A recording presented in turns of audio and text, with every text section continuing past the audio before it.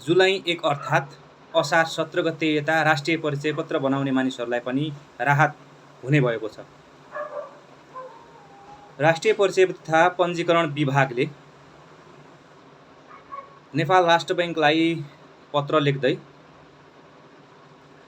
जुलाई 1 तारिकदेखि यता बनाएका राष्ट्रिय परिचय पत्रहरूको केसमा राष्ट्रिय परिचय पत्र तथा पञ्जीकरण विभागको डाटामा समस्या, सर्भरमा समस्या आई बैंक खाता खोल्दाखेरि अथवा अन्य बैंकिङ कारोबार गर्दाखेरि बैंकमा ती राष्ट्रिय परिचय पत्रहरू भेरिफाई नभएको भन्ने जनगुनासो आइसकेपछि त्यसको लागि राष्ट्रिय परिचय पत्र तथा राष्ट्रिय पञ्जीकरण विभागले नेपाल राष्ट्र बैंकलाई पत्र लेख्दै खाता खोल्न अथवा बैंकिङ कारोबारको लागि सहजीकरण गरिदिने भनेर पत्र पठाउनु भएको रहेछ।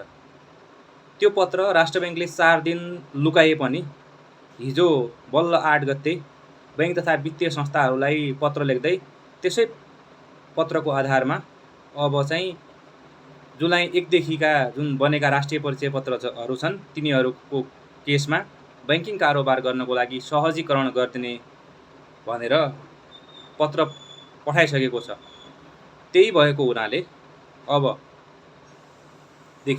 तपाईहरूले बैंक खाता खोल्न लगायत अन्य बैंकिङ कारोबारहरूको लागि जुलाई 1 देखि बनाएका जुन राष्ट्रिय परिचय पत्रहरूको केसमा पनि तपाईहरूले बैंक खाता खोल्न सक्नुहुन्छ। हिजो अस्तिसम्म असार 17 गतेदेखि हिजो साउन 8 गतेसम्म आइपुग्दासम्म जति मानिसहरूले बैंकिङ कारोबार गर्न पाउनु भएन, बैंक खाता खोल्नबाट वञ्चित हुनुभयो, तपाईँ सम्पूर्णहरूलाई यही भिडियो मार्फत अनुरोध गर्न चाहन्छु। अब तपाईहरूले आफ्नो नजिकको बैंक तथा वित्तीय संस्थामा गई बैंकिङ कारोबारको लागि बैंक खाता लगायतका विभिन्न सेवा बैंकिङ सेवाहरूको लागि तपाईको त्यो राष्ट्रिय परिचय पत्र ल्याउनेछ। तर एउटै कुरा याद राख्नुस्, राष्ट्रिय परिचय पत्र नम्बर मात्र होइन, असार 17 गतेदेखि जारी भएका राष्ट्रिय परिचय पत्रको केसमा जिल्ला प्रशासन कार्यालयले जारी गरेको फोटोसहितको A4 साइजको कपी जसमा जिल्ला प्रशासन कार्यालयको अधिकृतले हस्ताक्षर गरेको हुन्छ, त्यो पुरै कपी लिएर बैंकमा जानुहोला र तपाईको बैंक खाता खुल्नेछ। आजसम्म तपाईहरू जतिजना सेवाबाट वञ्चित हुनुभयो तपाईहरूले अब सेवा पाउनुहुनेछ।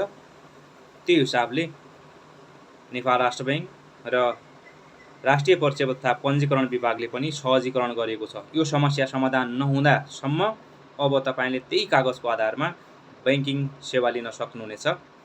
यससँग सम्बन्धित अन्य सुझाव गुनासाहरू छन् भने कमेन्ट गर्नुहोला।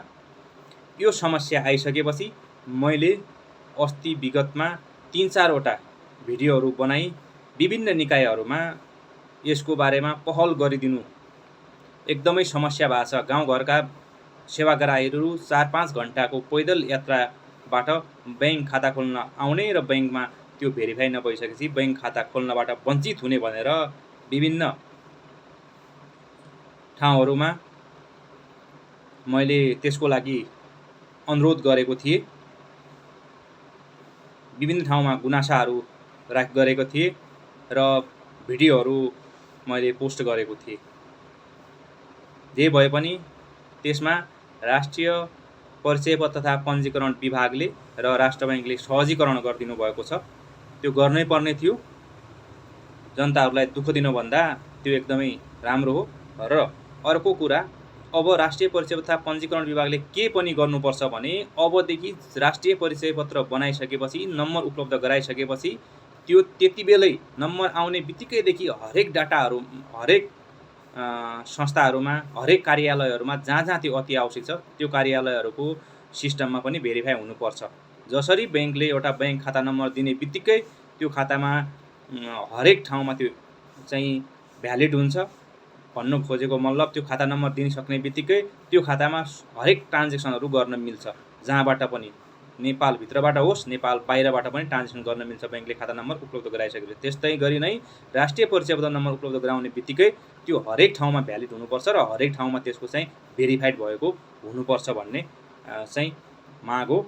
त्यो तपाईहरूले चाहिँ यो अब राष्ट्रिय परिचय पत्र तथा पञ्जीकरण विभागले त्यो व्यवस्था पनि गर्नुपर्छ। धन्यवाद।